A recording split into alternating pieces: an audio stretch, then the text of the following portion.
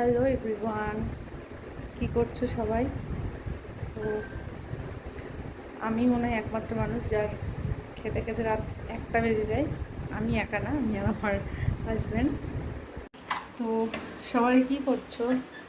আমরা খেতে বসিনি আজকে। তো আমরা খাবো হচ্ছে চিড়ে দই আম। কারণ সত্যি কথা বলতে আমি আর আমার হাজব্যান্ড একটু ক্লু খুঁজি যে কিসে একটুখানি কোনো উপোস টোপোস করলেই আম ছাতু মুড়ি এইসব খাওয়া যাবে। আমার খুব ভালো লাগে খেতে, কিন্তু খাওয়া হয় না। টোস্ট বেশি খাওয়া হয়, রুটি তরকারি এগুলো। যে আমের টাইমে একটু আম না খেলে কি আর হয়।